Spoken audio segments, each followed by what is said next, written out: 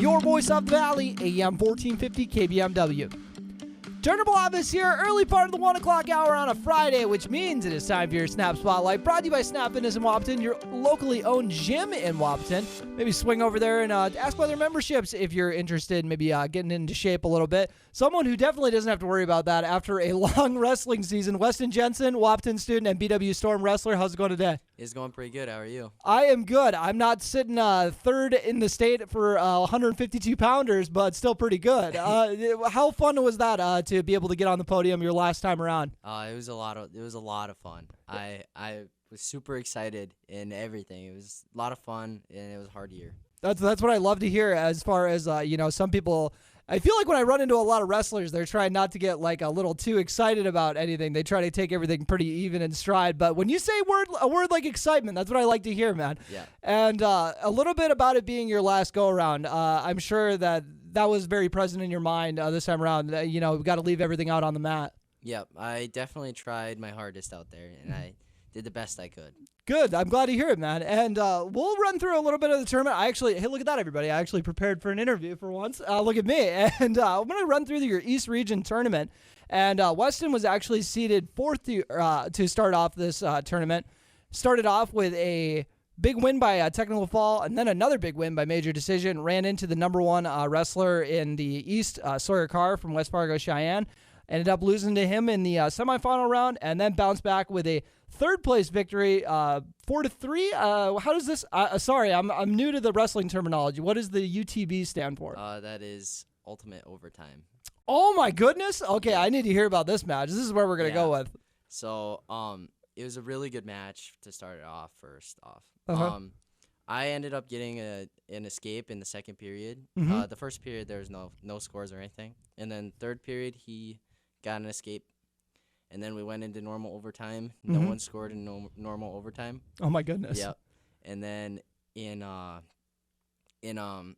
second overtime, I think, he got out, and then he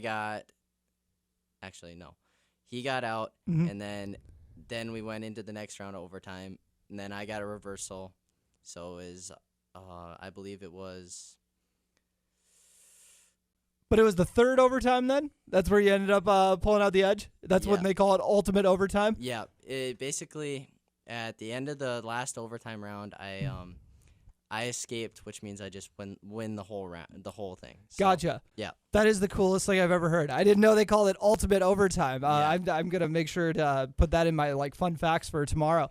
A little bit about running into Sawyer Carr. Like I said, the top wrestler in the East region. We'll tell you how he did at the state tournament when we get further into that. But talk about that matchup a little bit. I'm sure it's someone that you had already run into earlier in the year. I had not actually. Oh, really? No. Oh, gotcha. I figured you maybe had a duel or something, or a tournament you ran into. We did have a duel with them, but I never ended up wrestling him. I think he either was hurt or something was going on. Or maybe some people slide weight classes in duels too, so no, he didn't wrestle at all. Oh, gotcha. So I'm not sure what was going on. Okay, he was ducking you. He was he didn't want you to know any of his moves when you get to the region.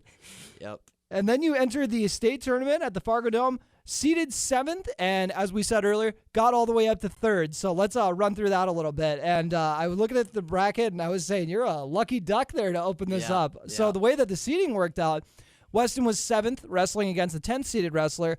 And if you win that one, you move on to face the winner of 2 and 15. 99 out of 100 times, obviously, the 2 wins that. But due to a disqualification, the 15th seeded wrestler moved on. So I bet you were pretty excited to see that when you. Yes, I was very excited. Yeah, what a break. So you won 8-2 by decision. Talk about winning that first match to get the kind of the juices going for the tournament. Well, it definitely got me on a roll. I was very nervous before that match because I was like, if I win this one, I'm gonna have an easier way throughout because I'd wrestle the 15th seed. So, it all in all, it really just helped me push forward and, gave me a little bit of confidence. Yeah, 2 wins right off the bat. And the thing that I always dislike, if I were a wrestler, like in my brain, I'm always thinking, I got to win this first one because I don't want to be done for the day. Yeah. I would hate that. Like to just get the one match and then you have to kind of kick back and watch everybody else wrestle the rest of the day. So that's something I always remember at the North Dakota tournament.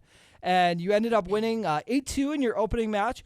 and then a 14-8 victory to move on to face Sawyer Carr once again. And obviously, like we said, Carr, one of the top ones in the region, he ended up getting the better of you in that one. But then you went into the other side of the bracket, picked up an upset victory, someone who is seated fourth. A little bit about that excitement. You ended up winning it 4-0, so you ended up having a pretty good margin as well. Yeah, I with those last matches, I really focused on positioning, and I was hesitating a little bit, but I was only hesitant because I didn't want to give him anything, so I was just positioning myself and getting points when I could. And then talk about a final match to go out on. You moved on to face the fifth-seeded wrestler, that is Caden Kraft out of Minot. So you're just turning into a menace for these guys out of the West. You got the victory over the Bismarck fellow who is seeded fourth, and then the seeded fifth guy. And like I said earlier, Weston was seeded seventh. So both upset victories. This last one being a 3-2 win. Can you take me through that last match of your career? That last match was a very exciting match for sure. So in the first period, there was no scoring.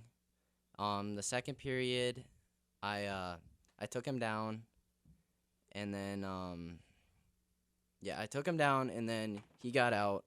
And so then it's 2-1. Yeah, right? 2-1. Yep. And then third period, I went down and I got out, so it's 3-1. And then he got a stalling point, which I would argue that it wasn't, but then we kind of just wrestled position the whole rest of the match, and then ended out 3-2. Talk about when that stalling call happened. Were you pretty close to losing your cool? Because I know I wouldn't be super thrilled. Yes, my coaches, they had to tell me to drop it because I was about to start talking to that ref. Yeah, then you're in real trouble. And who would you have in your corner for that last match? I had Hunter McCall. I basically had everybody. Everybody was there basically. Nice. Because we didn't have any other matches going on yet, so I had everyone in my corner. No, that's got to be so fun. And Hunter McCall, one coach, and is that the one who was in your corner? I guess a lot of it. I don't know how that usually works as far as you just grab whoever's available, or you guys get paired up usually. We don't usually get paired up. It's kind of just whichever coach goes there. But I usually have Ryan Brandt, our head coach, and Hunter McCall are there with me a lot. Gotcha. All right. Yeah, I covered Hunter. When I started out at the newspaper. So yeah, he's a fantastic asset for the program for sure. And plans for next year. Now that the wrestling career is in the rear view, what's the plan going forward? Plan is I'm probably gonna go to NDSCS. Gotcha. I'm not sure though, because it's either gonna be NDSCS or I don't know. If I get like a college that's interested in me in wrestling, I would definitely go for that. Yeah, your stock's pretty high right now, man, after shooting up to third on the podium. So, this is a good time right now, college coaches. Hint, hint. Yeah. All right. Anything else you'd like to add? Not much. Well, actually, I would like to thank everyone that's supported me throughout all my years of wrestling. That's the big thing. I want to emphasize. Yeah, pretty lucky to have a good support group in your corner, whether it's the coaching staff or the family. So you're pretty lucky, and I'm sure it's sad to see it all end, but at the same time, I'm sure you're happy with how you kind of finished it out. Yeah, I'm very happy with how I finished it. All right, Weston Jensen, third place wrestler for the 152-pound division for the North Dakota Class A State Individual Tournament. That'll do it for the Snap Spotlight, but we have our Snap schedule reminder for all the games coming up this week. Not a whole lot of teams still going with the season, but we'll run through what we got left. Friday, we have Breckenridge Girls hosting Crookston at 6:30 p.m., so that will be today. And then Wapton Boys also in action today at Valley City, 7:30 p.m. Sunday, NDSCS is at United Tribes for a 1-3 doubleheader with the women playing first, and that is their regular season finale. Monday, the Breckenridge Boys are at East Grand Forks for a 6:30 p.m. showdown. And then Tuesday, the Wapton Boys host Fergus Falls for a 4 p.m. matchup. So that is a look at your Snap schedule reminder, and that will do it for our Snap Spotlight. Thank you all so much for tuning in once again. And if you didn't know, we also put this on our YouTube channel, KBMW News Live, so you can go watch it there.